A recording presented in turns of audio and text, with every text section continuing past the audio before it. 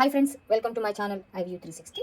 ఈరోజు ఈ వీడియోలో నేను ఏం షేర్ చేసుకోవాలనుకుంటున్నాను అంటే మన ఇండియన్స్ వల్ల అమెరికా వాళ్ళకి జాబ్స్ వాళ్ళకి ఉంటాయా ఉండవా, వాళ్ళ పరిస్థితి ఏంటి అన్న దాని గురించి ఈ వీడియో చేస్తున్నాను అనమాట. ఎందుకంటే కొంతమంది కామెంట్స్ చేస్తున్నారు అనమాట, జాబ్స్ ఎలా ఉంటాయి ట్రంప్ వచ్చిన తర్వాత అనేసి.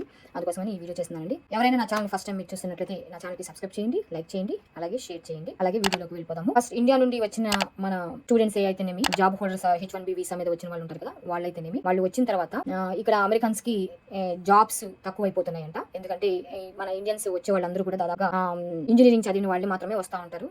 అంటే స్టెమ్ కోర్సెస్ అంటారు కదా, science, technology, engineering and mathematics. ఇవి చదివిన వాళ్ళు మాత్రమే మన ఇండియా నుండి వస్తూ ఉంటారు. ఎక్కువ మాస్టర్స్ చేయడానికి ఎక్కువ వాళ్ళు మాత్రమే వస్తూ ఉంటారు. కాబట్టి వాళ్ళకి సైన్స్ మీద, టెక్నాలజీ మీద, ఇంజనీరింగ్ అయితేనేమి ఇవన్నీ కూడా బ్యాచిలర్స్ ఎక్కువ మంది బ్యాచిలర్స్ అయిపోయిన తర్వాత మాస్టర్స్ చేయడానికి ఇక్కడ వస్తూ ఉంటారు. అందువల్ల జాబ్స్ కూడా వాళ్ళకి మాస్టర్స్ అయిపోయిన తర్వాత ఇక్కడ ఓపీటీ అని 1 year, ఆ తర్వాత ఓపీటీ ఎక్స్టెన్షన్ తర్వాత ఒక 2 years, అట్లా టోటల్గా ఒక 5 years అమెరికాలో ఉండడానికి వాళ్ళకి అవకాశం ఉండడం వల్ల వీళ్ళకి జాబ్స్ కూడా, అంటే ఓపీటీ అంటే ప్రాక్టికల్ ట్రైనింగ్ అనమాట జాబ్. సో దానికి అది చేసిన తర్వాత వీళ్ళు H1Bకి అప్లై చేసుకోవడానికి ఉంటుందన్నమాట. ఎందుకంటే కంపెనీలు వాళ్ళ ఎక్స్పీరియన్స్ చూసి వాళ్ళని స్పాన్సర్ చేసి వాళ్ళని ఉంచుకుంటా ఉంటారు జాబ్స్కి. వాళ్ళు అంటే జాబ్స్ అనేది ఇస్తూ ఉంటారు కంపెనీ వాళ్ళు. సో దాని మీద వాళ్ళు ఇంకా కంటిన్యూగా జాబ్ చేసుకోవచ్చు ఇక్కడ. పైగా ఏంటంటే ఇంకా జాబ్స్ కూడా మంచి సాలరీస్ ఉంటాయి వాళ్ళకి. మాస్టర్స్ చేసిన వాళ్ళకి మంచి సాలరీస్, హైలీ పెయిడ్ జాబ్స్ అనమాట అవి.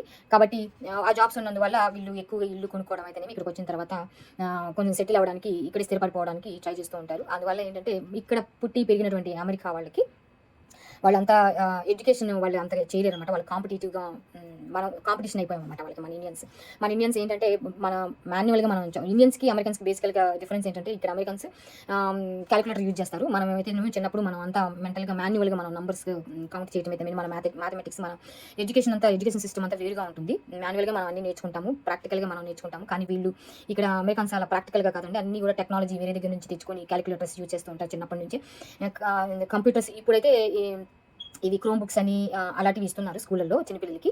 కాబట్టి వాళ్ళకి ఏంటంటే మాన్యువల్గా మనకి ఫింగర్స్ మీద నంబర్స్ నేర్పించడం ఇట్లా చేసేవాళ్ళు ఇంతకుముందు మనం చిన్నగా ఉన్నప్పుడు. ఇప్పుడైనా సరే అన్నీ కూడా మనకి ప్రాక్టికల్గా మనకు నేర్పిస్తూ ఉంటారు. ఎడ్యుకేషన్ సిస్టమ్కి వస్తే ఇక్కడ అమెరికన్స్ అన్నీ కూడా క్యాలిక్యులేటర్స్ యూజ్ చేస్తుంటారు. టెక్నాలజీ అన్నది ఏంటంటే బయట నుంచి తీసుకొచ్చుకుంటూ ఉంటారు అంతే తప్ప ఇక్కడ ఉన్న వాళ్ళంతా ఎడ్యుకేషన్ చేయరనమాట. ఏమైనా 12th grade వరకు మాత్రమే వాళ్ళు ఎఫోర్డ్ చేయగలుగుతూ ఉంటారు. పైగానేమో వాళ్ళకి అంతవరకే, ఈవెన్ వాళ్ళకి అన్ని స్కాలర్షిప్స్ ఇవన్నీ వచ్చినా వాళ్ళు హైయర్ ఎడ్యుకేషన్ వరకు వాళ్ళు వెళ్ళరనమాట. వీళ్ళు 12th grade అంటే మన ఇండియన్ లాంగ్వేజ్ చెప్పాలంటే ఇంటర్ మాత్రం అనమాట వాళ్ళు చదివేది. ఇంటర్ వరకు చదివేసేసి ఆ తర్వాత ఇవి కెరియర్ కోర్సెస్ ఉంటాయి. మన ఇండియాలో అయితే మామూలు వెకేషనల్ కోర్సెస్ అంటారు కదా, ఇప్పుడు లైక్ ఐటీఐ లాగా అనమాట. ఐటీఐ, పాలిటెక్నిక్ అట్లాంటి స్మాల్ కోర్సెస్ చేసేసి, నర్సులు కూడా ఉంటాయి కదా ఇంటర్ అయిపోయిన తర్వాత small nurse courses, BSc nursing అట్లా కాకుండా దాని బిలో ఎడ్యుకేషన్ అనమాట. అలాంటివి చేసేసి చిన్నవి ఆ తర్వాత వీళ్ళు జాబ్స్ చేస్తూ ఉంటారు. చిన్ని జాబ్స్ అంటే ఎడ్యుకేషన్ క్వాలిఫికేషన్ ఓన్లీ ఇంటర్ మాత్రమే ఉంటుంది. వీళ్ళకి హైలీ పేడ్ ఏమి ఉండదు అనమాట. మినిమం అవర్లీ శాలరీ మీద స్టార్టింగ్ చేస్తూ ఉంటారు 12th grade అయిపోయిన వాళ్ళకి వాళ్ళ శాలరీస్. కాబట్టి వాళ్ళకి లో ఇన్కమ్ ఉంటుంది అనమాట. బేసికల్గా ఇక్కడ అమెరికన్స్ ఎడ్యుకేషన్ ఎలా ఉంటుందంటే ఓన్లీ 12th grade మాత్రమే చదువుతూ ఉంటారు. ఇంకా ఇంట్రెస్ట్ ఉన్న వాళ్ళు ఫర్దర్గా హైయర్ ఎడ్యుకేషన్కి వెళ్తారు. కానీ దాదాపుగా మేము చూసినంత వరకు అయితే 12th grade మాత్రమే చదివేసి ఆ తర్వాత కెరియర్ కోర్సెస్ అని ఉంటాయి అనమాట. అంటే ఎవరైనా స్మాల్ కోర్సెస్, అంటే బ్యూటీషియన్కి వెళ్ళాలంటే వాళ్ళకి స్మాల్ కోర్సెస్ అట్లా ఒక 6 months to 1 year కోర్సెస్ అట్లా ఉంటాయి. ఆ తర్వాత అవి తీసేసుకొని వీళ్ళు కెరియర్ ఓరియంటెడ్ చిన్న జాబ్స్కి అప్లై చేసుకొని ఇక్కడ బ్యూటీ సలూన్లలో చిన్న జాబ్స్ అనమాట, మెషిన్స్ ఆపరేట్ చేయడము అట్లాంటి కోర్సెస్ తీసుకొని వాటిలో చిన్న మ్యానుఫ్యాక్చరింగ్ కంపెనీస్లలో అలాంటి జాబ్స్ మినిమం వేజ్ నుంచి స్టార్ట్ చేస్తుంటారు. అంటే వాళ్ళకి హై ఇన్కమ్ ఏమి ఉండదు అనమాట ఆ 12th grade క్వాలిఫికేషన్ మీద వచ్చే జాబ్స్. అలా కాకుండా మన ఇండియన్స్ దాదాపుగా ఇంజనీరింగ్ చదివి ఇక్కడికి వచ్చేసి ఆ తర్వాత మళ్ళీ మాస్టర్స్ చేసేసి మంచి జాబ్స్ తెచ్చుకొని వాళ్ళు మంచి బిగ్ కంపెనీస్లో, అంటే మైక్రోసాఫ్ట్, గూగుల్ ఇట్లాంటి అని నేను ఎగ్జాంపుల్ చెప్తున్నానండి. అట్లాంటి బిగ్ కంపెనీస్లో జాబ్స్ చేస్తూ కొంచెం హైలీ పెయిడ్ అనమాట జాబ్స్ చేస్తూ ఉంటారు. కాబట్టి వాళ్ళ ఎడ్యుకేషన్కి సంబంధించినట్టుగానే వాళ్ళకి కంప్యూటర్ స్కిల్స్ ఇవన్నీ కూడా ఉంటాయి కదండి. ఐటీ, కంప్యూటర్స్ ఇవన్నీ మన ఇండియాలో చేసి వచ్చి ఉంటారు. కాబట్టి వీళ్ళకి హైలీ పెయిడ్ అనమాట. కాబట్టి ఆ జాబ్స్లో వీళ్ళు సెటిల్ అయిపోతూ ఉంటారు. మన ఇండియన్ ఎడ్యుకేషన్ అంతా మాన్యువల్గా జరుగుతుంది. ప్రాక్టికల్గా కూడా మనం నేర్చుకుని వస్తాం అనమాట ఇక్కడికి. కాకపోతే ఇక్కడ అమెరికన్స్ ఏంటంటే 12th వరకే చదివేసేసి వాళ్ళు వెంటనే జాబ్స్ జాయిన్ అయిపోయి జాబ్స్ చేస్తూ ఉంటారనమాట. తర్వాత ఏంటంటే వాళ్ళు ఎక్స్పీరియన్స్ బిల్డ్ చేసుకుంటూ ఉంటారు అప్పటి నుంచి. మన ఇండియన్స్ ఏమో రావడంతోనే హైలీ క్వాలిఫైడ్ ఎడ్యుకేషన్ ఉంటుంది కాబట్టి వాళ్ళకి మంచి జాబ్స్ దొరుకుతూ ఉంటాయి. అట్లాగే మంచి శాలరీస్ కూడా ఉంటాయి అనమాట. అందుకు వాళ్ళకేంటంటే ఈవెన్ స్కూల్స్‌లో కూడా పిల్లలు మన ఇండియన్ పిల్లలు మాత్రం చాలా ఎడ్యుకేషన్ విషయంలో చాలా ఫాస్ట్‌గా ఉంటారు. లెర్నింగ్ విషయంలో కూడా, థింకింగ్ విషయంలో కూడా ప్రతీది కూడా చాలా స్మార్ట్‌గా ఉంటారు మన ఇండియన్స్. ఇది తెల్ల జాతీయులకి కొంచెం జెలస్‌గానే ఉంటదనమాట స్కూల్స్‌లో కూడా పిల్లలకి. ఈవెన్ టీచర్స్ కూడా వాళ్ళు ఫేస్ టు ఫేస్ మార్క్స్ ఇచ్చేటప్పుడు గానీ, గ్రేడింగ్ చేసేటప్పుడు కూడా వాళ్ళు అలాగే ఇస్తూ ఉంటారు. తెల్ల జాతీయులు మాత్రం చాలా ఆహ్, జెలస్‌గానే ఉంటారనమాట. మన ఇండియన్స్ స్టూడెంట్స్ అన్నా గానీ, ఇండియన్స్ వాళ్ళకి మార్క్స్ ఇచ్చే విషయంలో. అదే మనం ఫేస్ టు ఫేస్ చూడకుండా ఎగ్జామ్స్ ఉంటాయి కదా! Online exams. అప్పుడు మార్కింగ్ మాత్రం అది కంప్యూటర్‌లో కాలిక్యులేట్ చేస్తా ఉంటది. కౌంటింగ్ అనేది, మార్క్స్ అనేది. అది మాత్రం మన ఇండియన్స్ అట్లాంటి వాటిల్లో మాత్రం ముందుంటారు. ఎందుకంటే అది కంప్యూటర్‌కి తెలీదు కదా! మనం తెల్ల జాతీయులు, నల్ల జాతీయులము. కాబట్టి ఆ మార్క్స్ ఇచ్చేటప్పుడు మాత్రం చాలా అది ఫెయిర్‌గా ఉంటుంది. ఎప్పుడైతే మనం టీచర్స్ తోటి వన్ ఆన్ వన్ మన ఫేస్ చూసి మనకి మార్క్స్ ఇచ్చే టైంలో మాత్రం మనకి న్యాయం జరగదనే చెప్పాలి. ఆహ్, మన ఇండియన్ స్టూడెంట్స్‌కి వీళ్ళకి. అలా ఉంటుందనమాట ఎడ్యుకేషన్ దాంట్లో. అలాగే జాబ్స్ విషయంలో కూడా మనం బాగా చదివి మంచి జాబ్స్ చేస్తుంటాం కదా!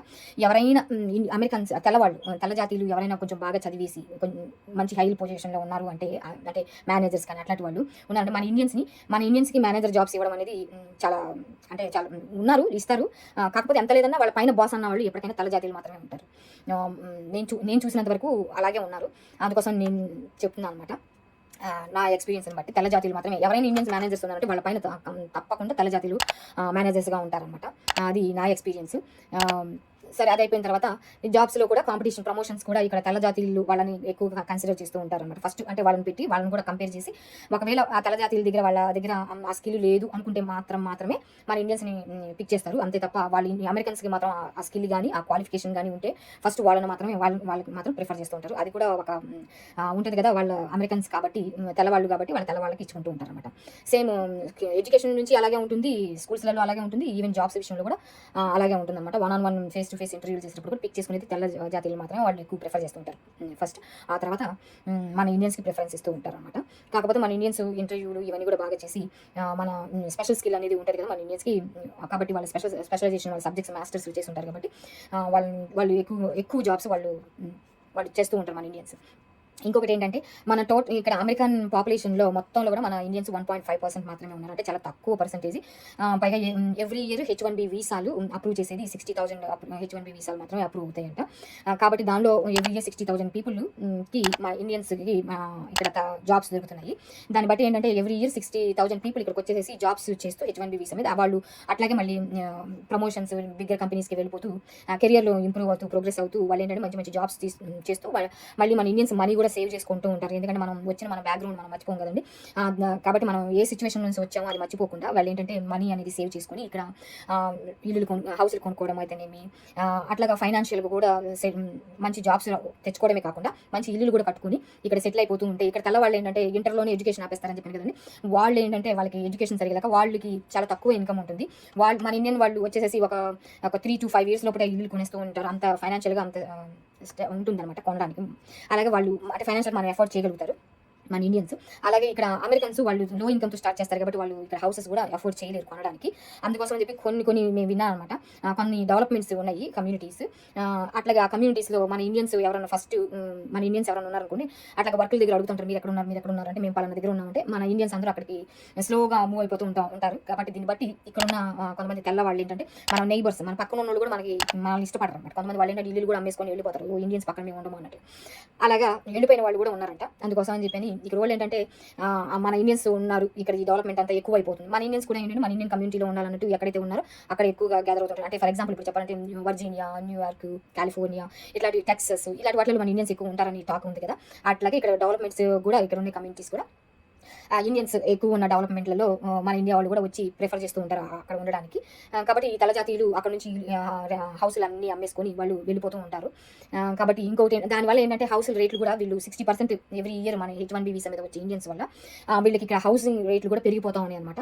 దానివల్ల ఏంటంటే ఈ తెల్లవాళ్ళు అఫోర్డ్ చేయలేక ఇల్లు అమ్మేసుకోవడము, లేకపోతే ఈ ఇండియన్స్ పక్కన ఉండడం ఇష్టం లేక అమ్మేసుకొని ఇల్లులు వెళ్ళిపోవడం అలా చేస్తూ ఉన్నారు. కాబట్టి వాళ్ళకి ఏంటంటే ఒక రకమైన ఇండియన్స్ వల్ల వాళ్ళకి జాబ్స్ పోతున్నాయి. వాళ్ళకి వచ్చినటువంటి హౌసుల రేట్లు వాళ్ళు అఫోర్డ్ చేయలేకపోతున్నారు. ఇలాంటివన్నీ కూడా మనం ఒక ఇండియన్స్‌ని తెల్ల జాతీయులకు ఒక కాంపిటీటివ్‌గా మారిపోయామన్నమాట. దానివల్ల వాళ్ళకి ఒక జలస్ అన్నది, ఒక అసూయ అన్నది కలుగుతుంది. వీళ్ళు వచ్చి వేరే కంట్రీ నుంచి వచ్చి ఇక్కడికొచ్చి హౌసులన్నీ కొనుక్కొని ఇలా సెటిల్ అయిపోయి ఇక్కడ మాకంటే లగ్జరీగా ఉంటున్నారు అనేసి వాళ్ళకొక జలస్ అన్నమాట. వాళ్ళ భయమే కానీ అలాగేమీ ఉండదు. ఎందుకంటే వాళ్ళు ఆ తలజాతీయులు వాళ్ళ పైన ఎప్పుడు ఒక మన ఇండియన్స్ పైన ఎప్పుడు ఒక తలజాతిని వాళ్ళు మేనేజ్ చేయడానికి పెట్టుకుంటూ ఉంటారనమాట. కాబట్టి ఎస్పెషల్లీ ఇంకోటి ఏంటంటే మూడోది నేను చెప్పాలనుకున్నది, ఇప్పుడు ట్రంప్ ఇండియన్స్ని పొలిటికల్గా కూడా ఇంట్రడ్యూస్ చేస్తున్నందుకు వాళ్ళకి ఏంటంటే ఒక పొలిటికల్గా కూడా వీళ్ళు ఇన్వాల్వ్ అవుతున్నారు. ఇక ముందు అంటే ఇక అమెరికా ఇక వాళ్ళ ఇండియన్స్ కంట్రోల్లోకి వెళ్ళిపోతుందా, ఇక ఇండియన్స్ అందరినీ తీసుకొని ఇంకా ఇప్పుడు H1B వీసాలు 60,000 మాత్రమే ఇస్తున్నారు. ఇక ముందు ఇంకా అంతకంటే ఎక్కువ ఇచ్చేస్తే ఇక్కడ అంతా ఇండియన్స్ ఆక్యుపై చేసేస్తారు. ఆ తర్వాత అమెరికన్స్కి ఉండడానికి స్పేసే ఉండదు. ఎందుకంటే ఇప్పుడు ఆల్రెడీ రియల్ ఎస్టేట్ అనేది చెప్పాను కదండి, కాస్ట్ ఎక్కువ పెరిగిపోయిందని.